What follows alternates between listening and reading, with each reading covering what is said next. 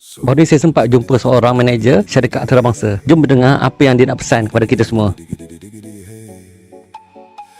Manager ni dapat resume yang beratus-ratus resume. Pastikan resume kita mesra ATS. Sebab mereka gunakan ATS untuk tapis calon sesuai dengan jawatan yang dikehendaki. Interview ini perlu untuk panel ni kenal bakal pekerja mereka. Ada orang kata interview tak perlu sebab orang suka menipu. Tapi bagi mereka yang berpengalaman, dia tengok kita pun dia dah boleh baca diri kita. Macam dengar awet, kalau first impression pun dah cloud, macam mana perempuan berkenaan nak minat kepada kita? Hakikat sebenar seorang pekerja tu akan diketahui selepas 6 bulan tempoh mereka bekerja. Waktu tu kita boleh lihat sisi buruk yang berada dalam diri mereka. Tanpa kita sedar, manager ni juga akan lihat pekerja mereka tanpa mereka sedar. Contohnya ketika mereka sedang buat kerja bersorangan, datang awal ketika manager belum sampai lagi, kadang mereka akan perhatikan kita di dalam CCTV untuk tahu perwatakan kita yang sebenar. Apa boleh penting, attitude lebih penting daripada skill ataupun CGPA kita. Kemahiran boleh dilatih, tapi kalau attitude kita dah ke laut, macam mana kita nak berjaya? Tapi masih lagi dia ada kata berduga. Sebab panel ni nak tahu kemahiran berkomunikasi kita.